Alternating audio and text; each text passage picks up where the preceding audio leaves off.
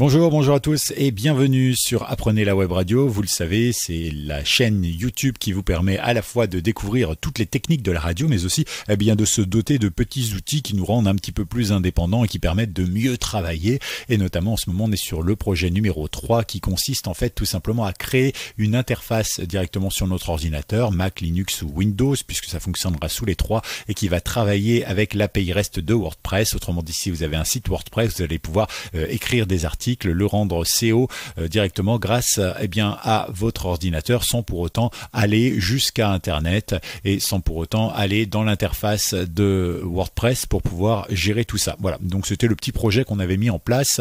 Donc jusqu'à présent, on a beaucoup travaillé en console pour que je vous explique comment est-ce qu'avec Python, on arrivait à interagir directement avec notre WordPress. On a créé des articles, on a créé des tags, on a créé des utilisateurs, on a créé des articles sans images, on a créé des images sans articles, on a créé des articles avec images, bref, on a fait un petit peu le tour.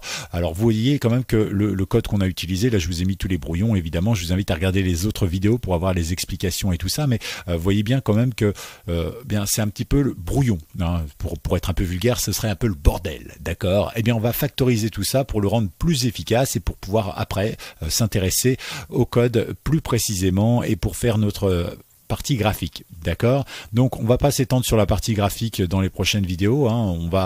Je vous donnerai les clés, les bases, etc. Mais ça, bon, maintenant vous commencez à maîtriser. Par contre, c'est important d'avoir un logiciel qui soit résistant face aux petits bugs éventuellement qu'il pourrait y avoir ou aux erreurs utilisateurs. Et donc pour ça, on va essayer de factoriser toutes ces données, c'est-à-dire les rendre le plus dynamique possible. Alors pour ce faire, on va créer ici dans notre dossier de projet un nouveau fichier qu'on va appeler par exemple connexion. D'accord, .py, on lui met bien l'expression .py, d'accord. Ici, moi, je vais récupérer mes trois petits imports parce que on va en avoir besoin.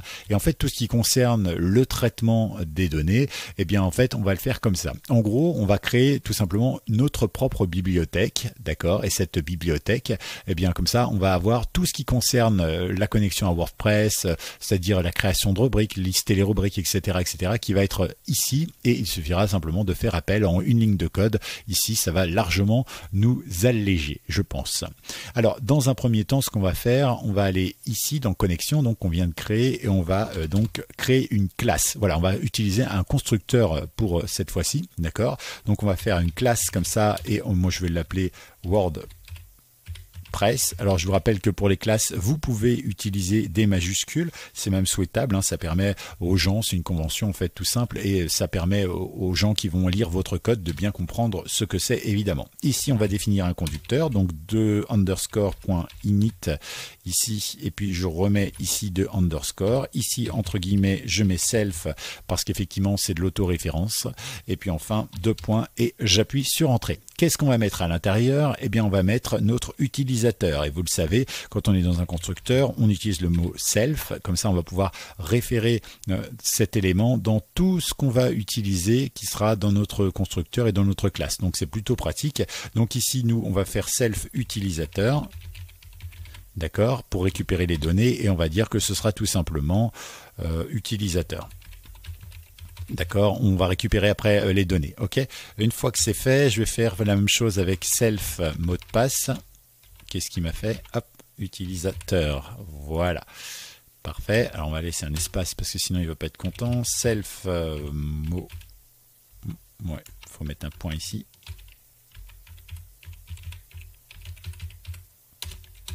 Égal, on va mettre mot de passe. Très bien. Une fois que c'est fait, on va faire aussi self URL pour pouvoir se connecter, hein. C'est toujours intéressant de l'avoir. Et ici, on va mettre URL tout simplement. Alors, ces informations, moi, je ne vais pas les mettre directement dans mon fichier connexion. Je vais plutôt les laisser pour l'instant dans test.wp. D'accord, parce que c'est là qu'elles sont le mieux pour l'instant, mais peut-être qu'on les mettra dans un fichier à part pour que les gens puissent les modifier si jamais à un moment on fait ici un petit onglet paramètres qui permettrait de changer les paramètres et pourquoi pas d'adapter ça à tous les degrés. Pourquoi pas, ça peut être une idée. Donc moi ces informations je vais les laisser ici, D'accord, mais ces informations, je vais les mettre dans, on va dire un JSON, donc un dictionnaire. Je vais les appeler préférences, avec un S parce qu'il y en a plusieurs. Donc comme c'est un dictionnaire, je le mets forcément entre guillemets, enfin entre accolades ici. Je vais lui rentrer toutes ces données ici, directement à l'intérieur. Hop, là. Et ici, donc comme c'est un dictionnaire, forcément, on va se retrouver avec une clé, 2 points, une valeur. Ensuite, ici, notre clé, 2 points, la valeur. Et même chose ici, notre clé, 2 points, la valeur. Et donc ici, on se retrouve avec des informations qui sont tout à fait formatées. Alors vous allez dire, oui, il y a un petit message d'erreur. Alors on y arrive, le message d'erreur, c'est tout simplement parce que j'ai pas mis de virgule là encore, et j'ai pas encore mis de virgule ici. Et on n'a plus de message d'erreur, tout va bien, il est formaté parfaitement. Donc ce petit module s'appelle maintenant préférence, d'accord? Ça veut dire que quand je vais appeler préférence, je vais pouvoir lui dire, je veux préférence utilisateur, préférence mot de passe, préférence URL, d'accord? Donc c'est tout simplement ce qu'on va faire ici. Je vais rajouter lorsque je vais appeler ma classe préférence, d'accord, et ici du coup je vais faire préférence avec un S toujours. Ici entre les deux je vais mettre des guillemets, et puisque je fais appel à ma clé, je vais devoir le chercher. Je crois que c'est, j'ai toujours un doute entre les parenthèses où ça, souvent je fais l'erreur, j'admets. Ok, donc on va faire comme ça, on va faire comme ça, on va faire comme ça, et on va récupérer là. Alors je sais, c'est pas beau de faire du copier-coller, mais après, pourquoi pas, vous ne le direz pas, c'est secret. Voilà, et donc là, forcément, on a récupéré nos infos. C'est-à-dire que quand on va initialiser notre classe ici en l'appelant tout simplement à partir d'ici, eh bien je vais lui passer le paramètre préférence, et quand il va récupérer préférence, en fait il va récupérer tout ça. Et dans préférence, moi je vais choisir l'utilisateur pour récupérer le nom de l'utilisateur, mot de passe pour récupérer le nom du mot de passe, et URL pour récupérer l'URL. Et ainsi il devient on va dire dynamique. D'accord, on va enlever ça parce que c'est pas joli, et maintenant eh bien on va tout simplement récupérer toutes ces informations ici. D'accord, on va les copier, on n'en a plus besoin, et on va les coller. Ici, on les met bien dans notre classe, donc on indente bien comme il faut. Voilà, moi je les laisse dans mon constructeur. Voilà, alors ici on voit que utilisateur ne correspond plus à rien, c'est vrai, parce que utilisateur n'existe pas. Par contre, self utilisateur existe. Donc, puisque c'est l'information que je veux, je le récupère ici. Je mets bien sûr self.mot de passe. Et ici, bien sûr, tac tac, je regarde. Donc ici, tout va bien. Ici, je vais créer self en tête plutôt que d'utiliser en tête tout court. Comme ça, eh bien, en fait, ce ne sera pas que dans ma classe. Je vais pouvoir bien m'en servir également dans mes différentes, on va dire, fonctions. Donc ici, normalement, on est plutôt bon. Ok, donc là, tout va bien, parfait. Maintenant, ce que je vais faire, je vais appeler ma classe ici, d'accord ? Donc, je vais importer ma librairie. Donc, on va faire import. Moi, il s'appelle connexion. Mais si vous l'avez appelé Jean-Michel, pas de souci. Et donc, à partir de là, j'ai bien ma connexion qui fait appel donc à ce petit endroit. Très bien. Donc maintenant, eh bien, nous allons pouvoir formater le reste. À moins que je lance le... Non, je vais le faire comme ça. D'accord, on va formater le reste. Alors maintenant, on va créer notre catégorie. Donc pour ça, on va faire ici une instance de classe. Def création underscore catégorie, d'accord, comme ça, ici on va lui passer self, ici 2 points, et pour l'instant passe. Je vais vous montrer rapidement, d'accord. Alors ici on a un petit bouton catégorie. Quand j'appuie sur OK, enfin sur créer, donc il va créer ma catégorie avec le nom que je vais lui envoyer, d'accord. Donc pour l'instant on nous mettra un nom en dur, mais dans le principe il faut que je récupère dans ma classe, d'accord, dans mon instance de classe, il faut que je puisse récupérer le nom de ce que l'utilisateur va taper, d'accord. Donc ici je vais devoir lui passer un nom tout simplement. Alors on pourrait l'appeler catégorie, voilà, comme ça on n'est pas perturbé, ok. Et donc à partir de là, quand ici, moi, je mettrais création catégorie, entre parenthèses, par exemple, je ne sais pas moi, livre, eh bien, du coup, ici, il récupérera livre, et je pourrais donc tout simplement utiliser le moteur pour envoyer la création de ma catégorie. Ce sera beaucoup plus clair, vous allez voir ça. Donc, comment on va faire? On va faire tout simplement ici, post, d'accord, égal. Et donc ici, on va ouvrir nos accolades. Ici, on va tout simplement utiliser le name. C'est exactement ce qu'on avait vu dans les autres vidéos. Ça fait une petite révision, c'est pas plus mal. Sauf que là, on factorise, pardon, pour que ce soit beaucoup plus clair, d'accord. Et ici, on va tout simplement utiliser le nom de la catégorie. Donc, je vais appeler ça catégorie. Et je vais même pas mettre entre guillemets puisque ce n'est pas un mot que je veux, mais c'est bien faire référence à ceci.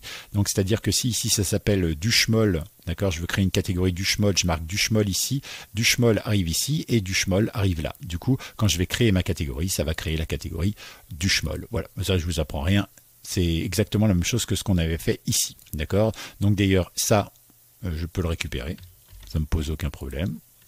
Je vais pouvoir le mettre juste en dessous, ici. On a bien réponse ici qu'on peut récupérer. Request.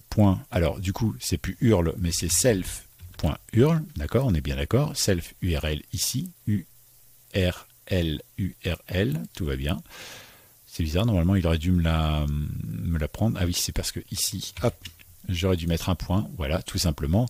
Ici, catégorie, on ne change rien. C'est bien self.entête. D'accord, qu'on a géré ici, et ici 4, alors je l'avais appelé 4, bon, je peux l'appeler 4, ici tout simplement. Ça ne change absolument rien pour moi, parfait.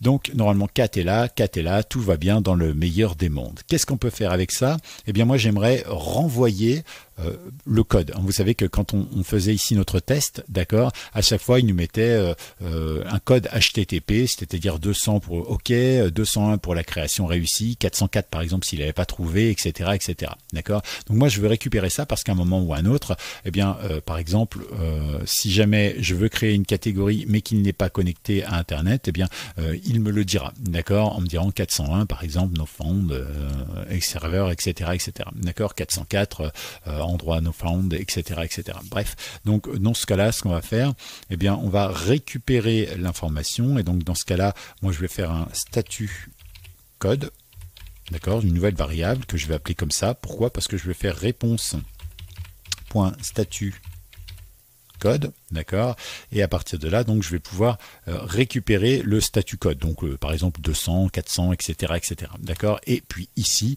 eh bien, je vais tout simplement pouvoir maintenant envoyer le tout directement à chaque fois que je vais envoyer, et je vais appeler ma classe, d'accord. Donc ici, on va faire return, d'accord, et ici statut code, ok. C'est-à-dire que par exemple, si ici je crée ma catégorie cinéma et admettons elle n'existe pas, d'accord, eh bien ici il récupère cinéma, il envoie la catégorie, il crée cinéma et il me renvoie ici s'il a bien créé cinéma en disant code 200, 201, 401, etc., etc., etc. Donc ça va revenir automatiquement ici et moi je vais pouvoir créer une simple fonction après qui va analyser le retour de ce qu'il me dit en me disant, voilà, en mettant un message un peu plus sympathique que code erreur, code passe, etc., etc. D'accord. Donc ça, on fera ça après, mais c'est toujours bien de le prévoir dès maintenant. Donc on a créé notre catégorie, c'est parfait. On va faire exactement la même chose parce qu'on va pas se fouler avec les tags, d'accord. Donc là, c'est pareil. Hop, ici tag. Donc ici création tag au singulier puisque on crée un tag par un tag. Hein, c'était le principe, mais vous pouvez créer pour que ça crée plusieurs tags évidemment d'un coup. Comme vous le voulez, tag, ici réponse, request, ici tag, il ne faut pas oublier que c'est au pluriel du coup. Ok, ici leader, Jenstone, ici on va l'appeler tag, et ici tag. Parfait. Alors on a déjà fait ça et c'est pas mal du tout. Alors, dans un premier temps, ce que l'on va faire, eh bien, nous allons récupérer nos informations. Ici, comment je pourrais faire? Tiens, je vais récupérer tout ça, d'accord, parce que ça m'embête un petit peu, voilà, et je vais les mettre dans données tout en bas. On le réutilisera un petit peu plus tard s'il y a besoin. À l'attendant, comme ça, il ne m'embête pas dans mon code. Donc ici, tout simplement, on va faire un appel. Donc, je vais récupérer ça aussi. Hop, toutes ces catégories, tout ce dont j'ai pas besoin, je vais le dégager. Ce sera plus simple. Ici, tac. Donc, création info, création article. Je ne sais même plus si c'est ça. Hop. Ici, on fait un peu de ménage. C'est pour ça que j'ai toujours un fichier, moi, bon, qui s'appelle données ou autre, hein, peu importe, mais qui me permet de faire du ménage assez rapidement. Donc, comment on va appeler notre classe ici? Bah, vous allez voir que c'est assez simple en réalité. On va instancier notre classe et donc on va faire WP par exemple pour que ce soit plus simple à taper que WordPress, etc., etc. Et à partir de là, on va appeler notre classe qui est dans connexion. Donc on tape connexion, d'accord. Point. Notre classe s'appelle WordPress. Enfin moi, c'est comme ça que je l'ai appelé. Vous voyez, il la retrouve ici. Hein. Si vous ne savez plus comment elle s'appelle, c'est marqué là, d'accord. Et à partir de là, eh bien, vous pouvez lui rentrer ce que vous voulez. Et nous, ce qu'on attend ici, hein, je vous le rappelle, ce sont les préférences, d'accord, les différentes préférences ici. Alors plutôt que d'avoir effectivement marqué juste une variable utilisateur égale admin comme on avait au tout début, ici par exemple, d'accord, on avait bien une variable admin, un mot de passe et URL, à chaque fois c'était en variable, eh bien on aurait dû passer 3 arguments, du coup, utilisateur, mot de passe et URL, d'accord. Alors que là on passe juste préférence. D'accord. Et ici, donc, il récupère bien préférence. Et ça veut dire que ici, normalement, tout devrait bien fonctionner. Parfait. Donc, dans un premier temps, je vais sauvegarder ici. Et ici, eh bien, nous allons maintenant, par exemple, créer une nouvelle catégorie. Ça nous permettra de savoir un petit peu si ça fonctionne ou pas. Donc, pour créer une catégorie, on va faire maintenant, par exemple, je vais mettre ici, création nouvelle 4. D'accord. Et ici, on va faire WP, point, et on va appeler en fait notre endroit. Ici, nous, ça s'appelle création catégorie. D'accord. Donc, on va faire création underscore catégorie. OK. Et là, on va lui donner le nom de la catégorie que l'on veut passer. Évidemment, quand on sera sur notre logiciel, que j'ai fermé d'ailleurs. Voilà. Il est là. Hop. Eh bien là, effectivement, quand on fera ça, eh bien il récupérera ce nom-là. D'accord. À l'attendant, nous, puisqu'on n'a pas encore codé ça, on va le mettre en dur. Donc par exemple, une catégorie livre avec un S, c'est toujours plus sympa. Voilà. Et donc là, on va voir ce qu'il fait. Donc techniquement, si on a bien codé notre chose, on envoie ici notre catégorie livre. Elle arrive ici. Il envoie, il crée catégorie livre. Il vérifie que ce soit bien arrivé, etc. ou pas bien arrivé, et il nous renvoie le message. Donc normalement, on devrait voir tout ce qu'on a à voir. D'accord. Donc on clique sur OK, on regarde, on le laisse faire, et on va voir. J'ai pas imprimé mon message d'erreur ici, zut. Donc je ne peux pas vous dire ce qu'il y a, mais c'est pas grave. Écoutez, on va regarder si notre catégorie a bien été créée. On va aller dans catégorie ici. Et on va regarder, on a bien notre catégorie livre qui est ici. D'accord. Donc il n'y a pas de souci là-dessus, ça fonctionne bien. Vous pouvez également, par exemple, y mettre la description, hein, comme on l'a déjà vu. Par exemple, en y rajoutant simplement ici description. D'accord. Ici, on serait sur catégorie, ici, on mettrait description, par exemple. D'accord. Ici, on mettrait description, tac, 2 points et description. Description ici, mais du coup ici il faudrait absolument, qu'est-ce que j'ai fait, ah oui c'est la virgule, hop ici, voilà, et du coup ici il faudrait, hop, on va créer une nouvelle catégorie, par exemple on va faire, je ne sais pas moi, animaux, ok, et ici je vais lui mettre la description, d'accord, ceci est la catégorie qui définit les animaux du zoo. Hop là, animaux du zoo. N'importe quoi, hein, vous mettez ce que vous voulez, il n'y a aucun problème. On envoie, on vérifie que ça fonctionne bien. OK, et donc on va regarder maintenant ici. J'envoie. Et j'ai bien animaux. Ceci est la catégorie qui définit les animaux du zoo. Vous voyez, donc ça veut dire que ça marche bien. Il n'y a pas de souci, on a bien créé nos catégories. On peut donc regarder ce qui se passe. OK, parfait. Maintenant que c'est fait, eh bien, je vais cacher ça. Mais vous voyez, c'est une seule ligne de code dans notre programme. Finalement, ici, on appelle la classe et on lui met le petit code WP. Et puis après, on en fait ce qu'on en veut. Et donc, voilà, je trouve que c'est quand même beaucoup plus clair que d'avoir toutes ces données qui sont là pour créer tout ça. D'accord. C'est vrai que c'est un petit peu moins fouillis. Et je pense que vous y retrouverez beaucoup mieux. Il faut prendre l'habitude de travailler comme ça. D'accord. Donc ici, ça marche. On va faire la même chose, nous, avec eh bien par exemple les tags, pour être sûr que ça fonctionne également. Donc ici création nouveau tag, ok, création ici tac de notre tag. Ici donc je ne vais pas lui passer description ni quoi que ce soit. Ici je vais lui mettre rien du tout. Je vais lui mettre un tag, je ne sais pas moi, par exemple tag drôle. Ok, on va lui mettre un tag drôle. Ici je vais rien lui passer d'autre. Ici je vais rien lui passer d'autre non plus. D'ailleurs non, on va pas le, je vais l'enlever tout ça. On n'en aura pas besoin, mais si vous voulez le faire, vous pouvez le faire bien évidemment. Je vous rappelle que c'est bon pour le SEO de mettre des descriptions un peu partout, hein.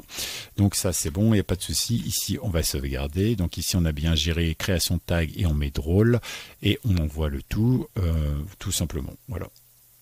Ok. On va regarder ça. Hop, ici, donc création de tag cette fois-ci, et j'ai bien drôle qui est arrivé. Là aussi, vous pouvez mettre description, bien sûr, ça pose aucun problème. Ok, bon, bah, vous voyez, ça avance plutôt bien. Ici, je vais le cacher également parce que je ne voudrais pas créer une catégorie à chaque fois. D'ailleurs, je voudrais simplement vous montrer ceci, que là, par exemple, ça existe, mais si jamais je réappuie dessus, et je vais pas afficher mes messages d'erreur, mais si jamais je réappuie dessus, eh bien effectivement, je vais me retrouver avec une erreur 401, sûrement, qui me dira que c'est impossible de créer puisque la catégorie existe déjà. Potentiellement. Ok, donc voilà, on ne peut pas créer deux fois la même catégorie, c'est tout à fait normal. Donc maintenant, eh bien, nous allons créer notre article, d'accord? Donc création d'article avec image.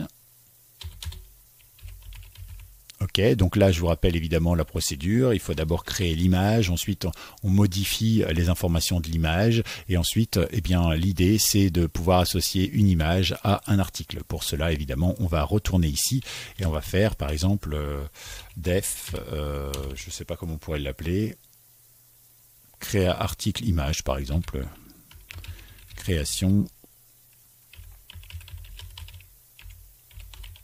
D'accord, et puis vous pourrez très bien à la limite faire à un moment ou à un autre, tiens on crée un article image, on crée un article sans image, voilà, vous pouvez choisir évidemment. Donc ici on va mettre self pour commencer, on va voir ce dont on a besoin au fur et à mesure, d'accord. Donc dans un premier temps, eh bien il nous faut plein de choses, comme notamment le média, d'accord, c'est la première chose qu'on doit faire. Donc ça on avait fait la dernière fois, ça pose aucun problème, du coup je vais pouvoir même récupérer les informations qu'on avait là-dedans pour la création du média. Connexion du serveur, il faut que je retrouve le bon endroit. Donc ici, création du média, file, tac, tac, tac. On va garder l'idée aussi parce qu'il va nous servir forcément. Maintenant, vous connaissez la procédure. Donc, à la limite, ce que je vais faire ça. On va donc récupérer les infos qu'on avait fait dans la dernière vidéo. Ça évitera de recopier. Ici, bien évidemment, donc, on va avoir besoin non pas de image2.jpg, mais de, on va dire, chemin image. D'accord, donc ici il faudra lui passer un chemin image. D'accord, pour qu'il puisse récupérer l'image. Ensuite ici on passe en self.url. Ok, self.entête. En tête, on est toujours dans média. Ici, ID image pour récupérer notre ID. Tout est parfait, magnifique. Et à partir de là, on va peut-être juste imprimer print ID image. D'accord, comme ça, eh bien, on aura ici l'idée de l'image, mais c'est juste à titre indicatif, c'est temporaire. Ici, on va descendre d'un cran et maintenant, on va créer tout simplement nos infos images. D'accord, donc ben, pareil, info, je vais recopier ce qu'il y a ici. Info image, on va même tout récupérer, comme ça on ne va pas s'embêter. Hop, ici, je vais donc recopier ça et tout remettre là. Tac, c'est bien. Hop, hop, hop. Ouais, il y a un trop là. Voilà, donc ici on est plutôt bien, on récupère notre image, donc on va lui mettre ici des informations. Alors le alt texte, ben, tout dépend de ce qu'on va vouloir mettre. Moi par exemple, dans un premier temps, quand je vais créer mon article tout à l'heure, eh bien je pense que je vais y mettre le titre un peu partout, hein, ce sera beaucoup plus simple à gérer. Donc ici je vais avoir besoin du titre. Je vais l'appeler en français, comme ça ce sera bien. Donc ici par exemple, je vais y mettre titre par exemple. Ici je vais lui mettre dans le titre forcément. Parfait. Dans caption, eh bien je vais mettre le corps de mon message. Ouais, le corps de mon message. Je ne l'ai pas créé encore maintenant, mais c'est pas grave, on va le faire comme ça, corps, d'accord. Donc ici, je vais avoir besoin du corps de mon mail, d'accord. Et ici, dans description, je vais remettre le titre tout simplement, d'accord. Ok, donc là, on a nos informations. Ici, on est bien sur self.url. Ici, on récupère self.entête. On a bien info, image qui est reliée. Ici, est-ce que j'ai besoin de ma réponse? Oui, comme ça j'aurai mon code erreur s'il y en a un. Et enfin, on va pouvoir donc, alors ici, je vais mettre un petit indicatif pour que vous suiviez. Donc ici, création du média.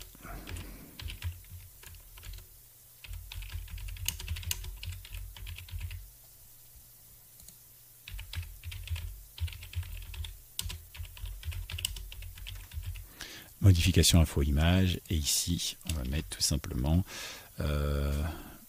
création article et image attachée. Parfait. Et donc là, on va récupérer aussi ce qu'on a mis la dernière fois, c'est-à-dire ici. Et donc, on a tout ça à récupérer. Parfait. Donc, on le récupère ici. On l'adapte bien évidemment comme il faut. Donc ici, clac, comme ça. Et puis ici, hop, hop, on n'est pas trop mal. Alors ici, à la place de titre, je vais récupérer justement mon titre. Mon titre, ici, le content, c'est donc le corps de mon message. Je l'ai appelé corps et je l'ai déjà déclaré là-haut. L'excerpt, eh bien, on va mettre ici, on va mettre résumé. Résume, comme ça. Parce que moi j'évite toujours de mettre des accents, on ne sait jamais. Hein. Donc ici je vais avoir besoin de mon résume. Très bien. Ici mes catégories, eh bien dans un premier temps, je ne vais pas m'en occuper parce que mes catégories, en fait, elles sont par rapport à une liste qui doit être faite. D'accord. Donc dans un premier temps, eh bien on va pas s'en servir, d'accord, parce que où elles sont en solo et on connaît l'idée, où elles sont ici en liste et donc on va pouvoir en mettre plusieurs, mais ça on le fera plus tard. L'auteur je peux le laisser, le statut publish évidemment je peux le laisser, ça moi ID image j'y ai accès donc il n'y a pas de souci, je dois être toujours en int. Ici donc on fait un self.url, ici on fait un en-tête, self.en-tête, et ici normalement tout est pas trop mal. Parfait, parfait. Donc ici moi je regarde les informations dont j'ai besoin. Ça me semble peu, mais pourquoi pas après tout. Donc ici, par exemple, il y a des choses dont on n'aura pas besoin, comme par exemple, les catégories. Tiens,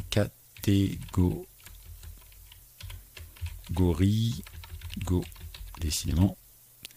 Catégorie, je vais le mettre égal none. Ça veut dire que c'est pas une obligation. Si j'en ai pas, c'est pas grave. Et ici, on va tout simplement mettre tag égale none, comme ça ce sera prévu pour la prochaine fois. D'accord. Qu'est-ce qu'on pourrait avoir besoin d'autre? Tac, tac, tac, tac, tac, tac. Le média, tiens, l'image.